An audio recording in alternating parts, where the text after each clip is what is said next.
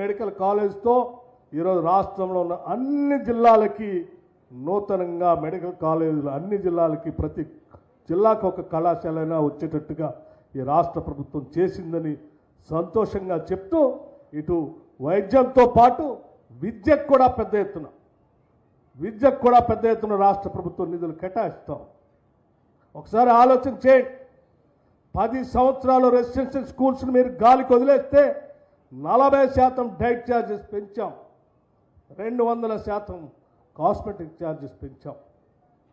రాష్ట్ర ప్రభుత్వం వచ్చిన తర్వాత దాంతో సరిపుచ్చుకోక ఇంకా ఆలోచన చేశాం. ఈ రాష్ట్రంలో ఉన్నటువంటి పేద కుటుంబాలు, మధ్యతరగతి కుటుంబాలకి సంబంధించినటువంటి బిడ్డలకు కూడా ఇంటర్నేషనల్ స్టాండర్డ్లో విద్యాబుద్ధులు నేర్పించాలనేటువంటి ఆలోచనతో యంగ్ ఇండియా ఇంటిగ్రేటెడ్ రెసిడెన్షియల్ స్కూల్స్ని ఒక్కటేసారి 58 స్కూల్స్ని మొదటి దఫా శాంక్షన్ చేశాం.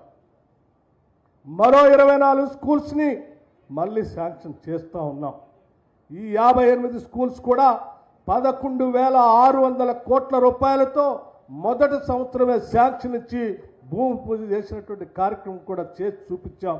ఈ రకంగా విద్యార్థుల కోసం ఇటు విద్యపరంగా ఇటు పేద ప్రజల కోసం వైద్యపరంగా కూడా పెద్ద ఎత్తున చేస్తూ పేదలందరి కోసం సంక్షేమాన్ని ముందుకు తీసుకొని పోవాలనేటువంటి ఆలోచనతో దాదాపు 22,500 కోట్ల రూపాయలతో 4,50,000 ఇందిరమ్మ ఇళ్లను కూడా ఈ సంవత్సరమే శాంక్షన్ చేసి ముందుకు పోతా ఉన్నాం.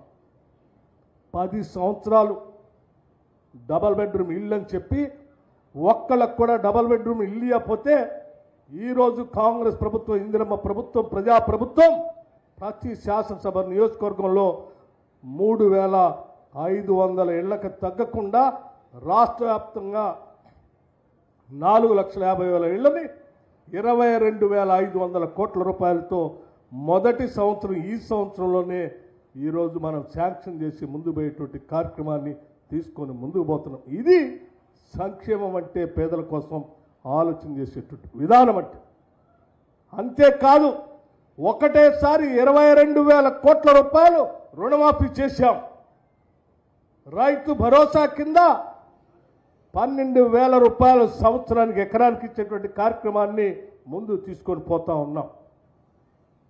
ఈ రకమైనటువంటి కార్యక్రమాలు చేస్తూనే 200 యూనిట్లు ఉచితంగా కరెంట్ ఇస్తా ఉన్నాం. 12,500 కోట్ల రూపాయలతో వ్యవసాయదారులు పంప్ సెట్లకి దాదాపు 29 లక్షల పంప్ సెట్లకు ఉచితంగా కరెంట్ ఇస్తా ఉన్నాం. 500 రూపాయలకే గ్యాస్ సిలిండర్లు ఇస్తున్నాం. రాష్ట్రంలో ఉన్నటువంటి మహిళలందరూ ఉచితంగా ప్రయాణం చేయడం కోసం బస్సుకి, ఆర్టీసీకి డబ్బులు కడతా ఉన్నాం.